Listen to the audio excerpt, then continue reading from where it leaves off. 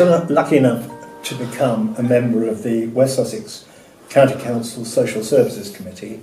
I think I first went on that committee in 1977, and I stayed on it for 12 years, and it was my main interest, really, within the County Council's many other areas of work, social services. And part of being on the Social Services Committee was that you were expected, and bear in mind, was just about going back to the era where they were landed, leisured gentlemen, and I certainly wasn't one of those.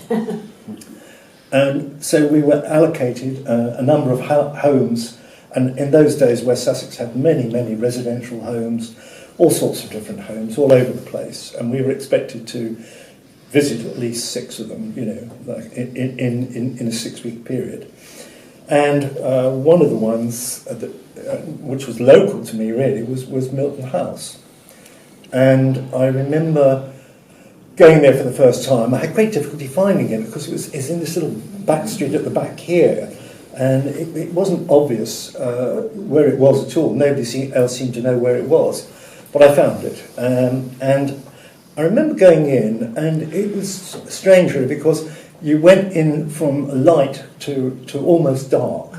It was very dark inside, and all around the rooms and the corridors were rails, and they were all notched so that people could feel their way around the home. So was it intentionally dark? Yes. Well, if they were all blind, I suppose. Yeah, no, absolutely. You know, but it's just if you had partial sight, then... Yes, I don't know whether there were partially sighted people, but I was supposed to go there and sort of do a little report on it, you see. We didn't have enough knowledge to report anything very useful, so you generally tended to talk to people who were there, on the staff of course, but one of the patients or one of the clients I should say, who at Milton House for the blind, was one of my old school teachers, and he developed diabetes and become totally blind.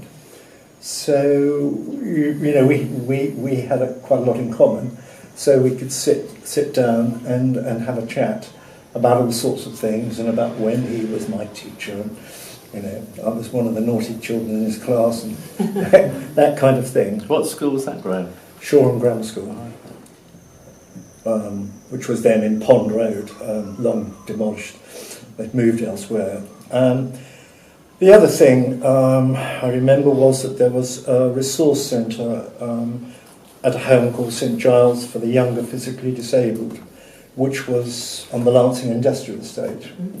Again, another place I used to visit. And within that establishment, there was a resource centre for blind people who could go there and be shown all the wonderful aids and adaptations. I was tremendously impressed by all these things that they had, you know, for stopping the milk boiling over, and all sorts of wonderful ideas. And so that was a very interesting point. While I was there, they said, would I help them? They wanted some publicity for the St Giles home, particularly for the blind people. And so I said yes, of course. And so they arranged to meet me in the Lancing post office, which is a new building, fairly new, and it's very high ceilings with a stone floor, and everything clatters like mad in there. So I went in there, and they were waiting for me, and they said, would I mind putting on these dark pair of glasses? Which I did, and immediately I couldn't see anything at all, and I panicked. And I didn't know where I was or where anybody, but there was all this noise all around me. It was really quite frightening, even though I knew that they would take these glasses off me eventually.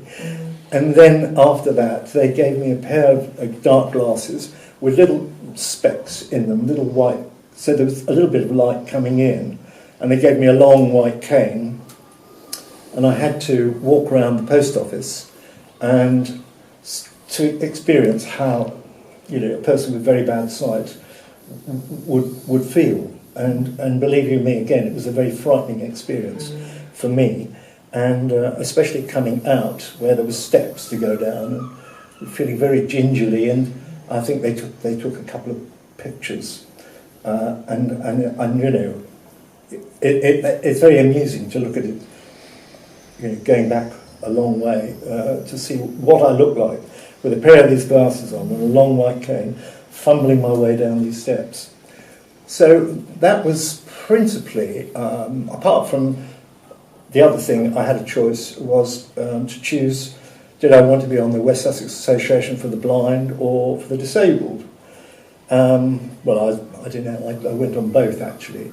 So I used to go to meetings, and sometimes Lady Sarah Clutton, who's just recently died, Duchess of Norfolk, Lavinia, Duchess of Norfolk's daughter, would be there, and sometimes at special occasions like AGMs, the Duchess of Norfolk herself would appear. So that was also another interest, and it always makes me think, did I know that I was going to be partially sighted? Later on, that I chose that particular aspect of the County Council's work to find the most interesting and most rewarding. Milton House closed in the 90s, was it early 90s, or was it earlier than that? 94. Oh, well, you've been reading the book. 94, and presumably that was because by that time it was seen as an inappropriate way of dealing with blind people or putting them in a home together. Well, I think there was a general point here that they were moving away from residential homes, full stop. You know, there was always the possibility of scandals. There was one at St Giles, I can remember,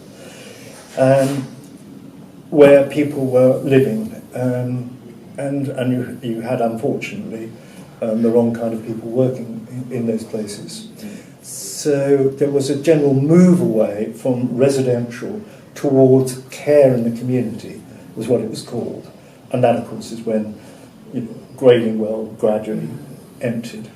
I mean, there was lots of problems before then, with the revolving door syndrome, with people coming out of Gradingwell, going down to Littlehampton or Bognor, and then not taking their tablets and straight back in.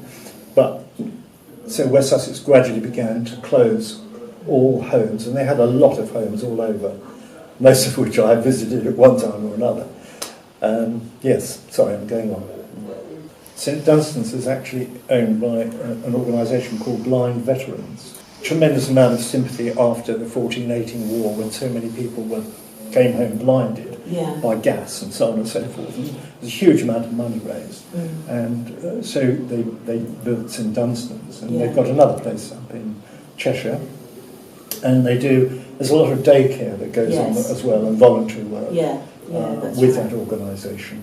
So I suppose the police and the Army, Navy, Air Force, all those sort of people would probably qualify. And maybe yes, I'm sure. Their dependents. Well, as I said, my nan worked there. She was like a housekeeper. Did she? But